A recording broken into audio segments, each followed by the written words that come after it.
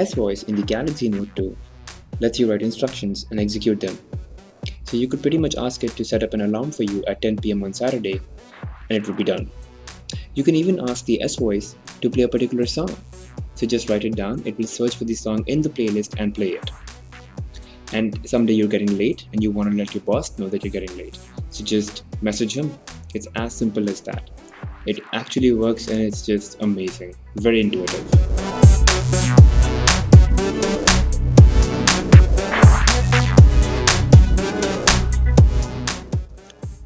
Airview is probably the most talked about feature in the Galaxy Note 2. It is very magical and very convenient. Just hover your S Pen over albums or thumbnails and the Galaxy Note 2 will pop up a preview. It even works in video players, so just run them over thumbnails of your video and it would actually play the thumbnail or the video of the thumbnail. You can go inside a video and even hover above the timeline, and it actually shows you what's there ahead of a video without actually going forward or backward. Very convenient. It also works in messaging, so you can just point over the content of your message and it will pop up the exact message. Within the email, you can also view your subject line and the content of your email without actually opening it. You can also hover over the bottom of the page or at the top of the page to scroll.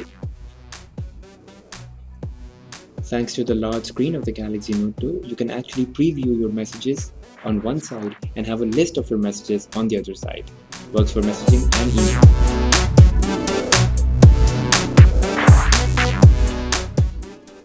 Samsung has greatly improved the S Note in the Galaxy Note 2. Now when you pull out the S Pen, a particular menu, which is only S Pen specific, comes in front. A very interesting feature that Samsung has added is the ability to store presets, a combination of all your brushes, stroke width, and the color, and you can have as many of them as you want. So I just added maybe 2 or 3 colors here and stored them right on the right panel. Now, using the button on the S Pen, I can simply tap it and change or toggle between various brush tips depending on how I stored them or what my presets were. It even has a unique shape match function which also came in the Galaxy Note 800.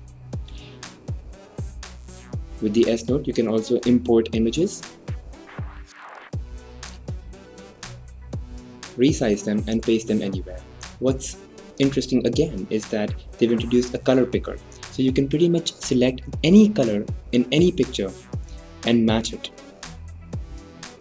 So this is quite good.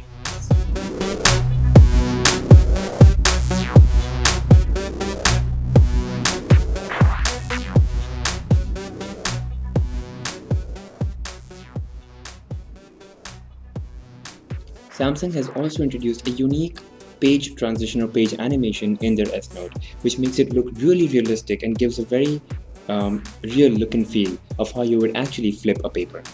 You could also tap on the bottom of the taskbar and it will actually show you all the pages that you have in a particular notebook and select them whenever you want to. So it allows for really easy switching to various pages. Another interesting feature that has been introduced in the Note 2 is Idea Sketch.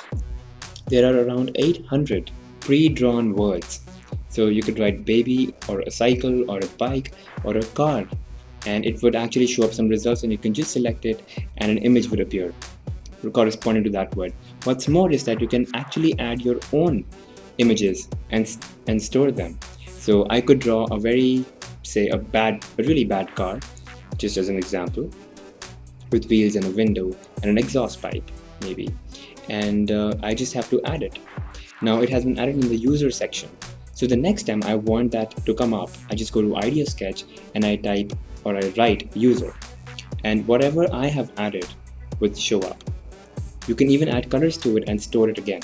So it's really interesting and saves a lot of time.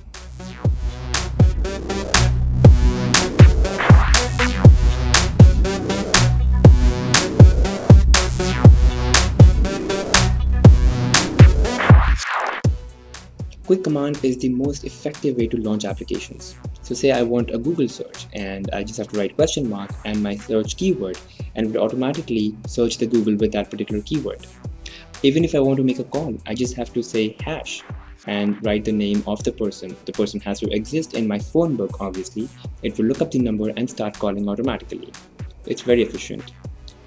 But how do you do this? So if you go into settings, and you would see that there are some pre-designed or pre-customized symbols that imply something. You could even make your own. So for example, I want to create a command that would enable data network for me. So I select that and I say done, and I give it a particular keyword or letters. So say DO, which is data on, and that's it. It recognizes DO and saves it, and I can say it data. Now the next time I want to turn data on, I just have to say DO, and it would ask me if I would want to enable data. It's as simple as that. So, in a scenario where there are a plethora of applications, this could be really handy.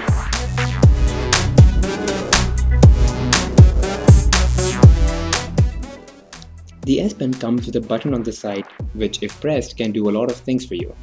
So for example, you could use the S Pen button, press it, and then make an up arrow, that means menu. Make a back arrow, that means return. You could even use it to take a screenshot. So just press the button and tap and hold onto the screen.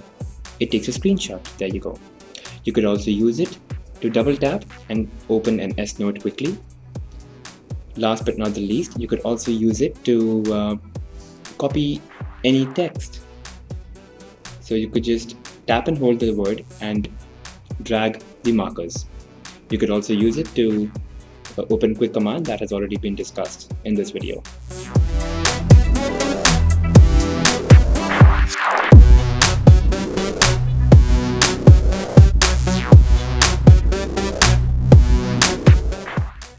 Galaxy Note 2 allows for true multitasking.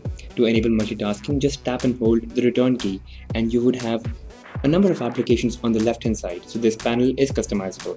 For example, you're browsing on the net or on Google Chrome and you want to start looking at friends on Facebook. So just drag and drop Facebook and there you go. You have two windows that are dynamically operating on the same screen. And you can switch between these two screens simultaneously. So you could be browsing the internet while you're looking for friends, or you're looking for status updates of your friends. It's as good as that. You could also scroll. So it's multi-screen and multi-scroll, depending on which screen you're on. Again, you just have to use Airview or just hover your S Pen over the screen. You could also multitask by pressing the home key for a while, and you could just browse through all the applications that are on. Try covering the phone with your hand on a stable surface. You could get stats on the time and date, missed calls, SMSs, and battery stats. To take a screenshot, just swipe your palm over the screen and a screenshot is taken. And how you use it is totally up to you. What I usually do is go into S Note. I'll probably paste my screenshot there and write a nice message along with it, and I could send it to whoever I want, export it, or share it via email. Another really interesting thing is one-handed operation. Samsung knew that they've made a very big phone and it could be difficult to use via just one hand. So they improved the UI and added a tweak which allows you to shift the interface left or right to enable you to use the keyboard or a dial pad or the calculator pad slightly easy. Another interesting feature is Tag Buddy. So whenever you take a picture, you can actually add location, the name of the person, date, and even the weather. You could then look up your photographs based on location, person, time, or even groups if you've created any.